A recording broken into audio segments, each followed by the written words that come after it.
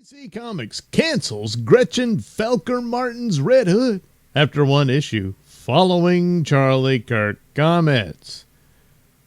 So there's quote unquote Gretchen. There's Red Hood. Gee, why is the Huntress looking rather masculine in the face? Oh, yeah. Following massive backlash, DC Comics has officially canceled trans writer Gretchen Felker Martin's Red Hood series after just one issue. The first issue was released on Wednesday, but DC has now pulled the plug on all future installments. In a notice sent to comic book retailers, DC said DC Comics cancels existing orders for Red Hood number 2 and Red Hood number 3, and any orders for future issues of the series. DC Comics will credit retailers for all invoiced copies of Red Hood number 1, inclusive of copies that may have already been sold. Hey, why was this series canceled? Well, when asked by Popverse about the reasons behind the cancellation, DC Comics issued a broader statement. At DC Comics, we place the highest value on our creators and community and affirm the right to peaceful, individual expression of personal viewpoints. Posts or public comments that can be viewed as promoting hostility or violence are inconsistent with DC's standards of conduct. Gee, what's the background? Well, the move follows backlash against Felker Martin, who celebrated the assassination of conservative activist Charlie Kirk on social media. So here's a clip of Ethan Van Sciver reporting for this. And, well, I'll show you the image. Was saying, hope the bullet's okay after touching Charlie. So that's Gretchen's take, on the death of Charlie Kirk. But when it concerns DC Comics, this personality it was well known for this attitude and whatnot, and yet was still given work like this. I mean, this is Red Hood. This is a Batman character. It's kind of a big deal within, the world of comic books.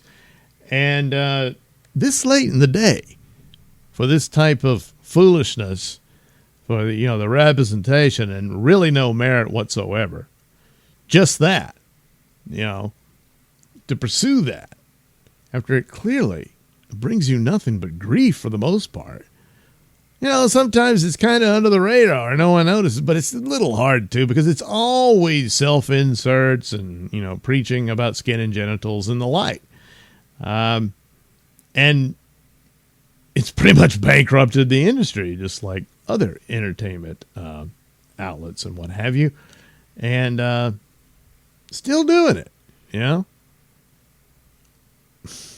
And this occurs and they're like, so they got to pull the whole thing, buy up the copies that went out, and say, yeah, we don't want to make any money on this writer's work.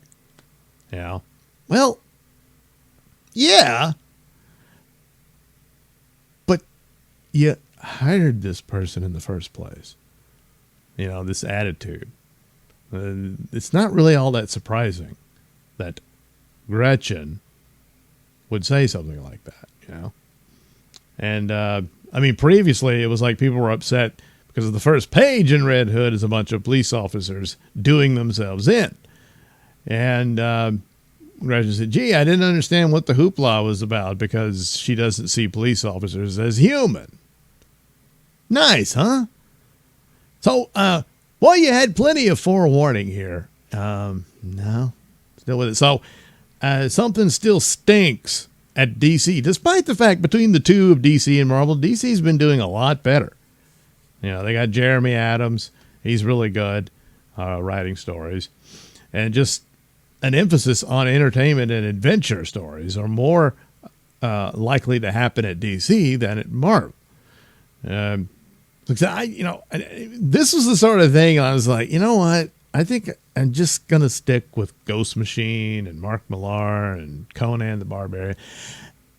And that's it for it's already done. I'm done with Marvel, but DC, I was still giving them a shot here. And then something like this happens, and it's just one too many. I put up with Mark Waid's idiocy, but Mark Waid's able to rein it in for his work. This sort of thing, obviously not. But looks like they're gonna have to hurry up and wrap this up, and we never want to mention the name Gretchen again. That kind of thing. But you're really stupid, for pulling this sort of thing. You got some films like I was watching. I think it was Midnight's Edge. They had this review of the Toxic Avenger, the remake. It was going on about it, had a lot of woke sentiments in it and stuff. But it turns out the movie kind of sat on the shelf for a couple of years or some such like that. So there you go. You kind of understand that. That's not the case here. This is all rather recent. Did you learn your lesson? I don't know. But, yeah, that's, gee, if only there was some clue, yeah. Oh, well. Oh, yeah, the Batman 1 issue. So, hey, let's take a look at that. So there he is. It's a new design and all that. It's still within the continuity of what Chip Zdarsky did and Tom King. I think they should have just pretended none of that happened. It is kind of cool. They're doing the old corner box figure and the thing. That's kind of reminds me of the good old days. DC would do it once in a while. It was really a Marvel thing, but every now and then they would do that. So I'm not really keen on, the Dragon Man symbol he's got here, but because bats don't have tails like that, but whatever. And also highlights of blue, but not full on blue. Sure, it's the good old days, but that always was kind of silly. But well, what are you gonna do? Other than that, the art is spectacular. It's really very well done. The story, So apparently, Commissioner Gordon, he's no longer commissioner. It's a political office and all that. So what does he do? He goes back to being a beat cop at his age. But seems like they would have him on simpler duty at that. But anyway, and he's got this young officer as a partner, and she's going on about how hot it is, and he wants to drink coffee, and she's like, huh? And then suddenly a shadow comes across, and oh no, the page isn't there. That's weird. Well, I'll tell you what happened. Killer Croc escapes, and here's the aftermath. I thought I had the page here. This is not Comics Plus. Comic Book Roundup. They have previews of stories, and that's where I get them from, So Arkham Towers, Killer Croc. Well, he's going through changes, you understand? Mutating and whatnot, but now he's very childlike in his mind, and Batman's all pissed that he escaped. He broke out through the wall. And this doctor is all feeling sorry for him and say, hey, come on, he's really innocent and cute. And there's this massive hole, and Batman's like, yeah, sure. And so here you see the difference of what he used to look like. And then this is him today. Wow, that's interesting. He's able to grow new teeth, I guess. I don't know. That's going to take a jackhammer to do the dental work. But anyway, well, that's the deal. And so Batman's like, well, I got to go get him because, he's a monster. Can't just let him roam out there.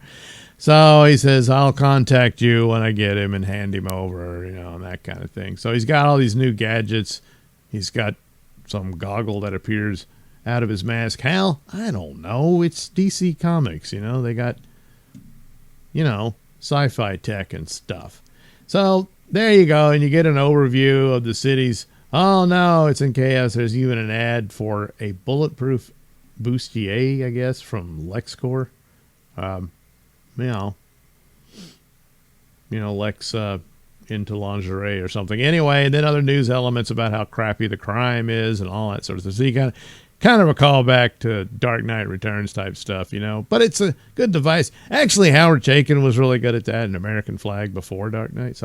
But it gives you an overview of what the environment is and here you got this pretty spectacular scene of Gotham, and Batman is able to do his Batwing, similar to the Dark Knight film series, except, very blue, but he's able to glide over, It's easier than trying to throw ropes with a hook and swing around. This is a much better idea, So, and then there you get your first picture, chapter, what have you. Batman, fast colors in the dark. Well, the color's going to be blue, because he's very blue in this version. But the art's the best selling point here. The story is pretty predictable.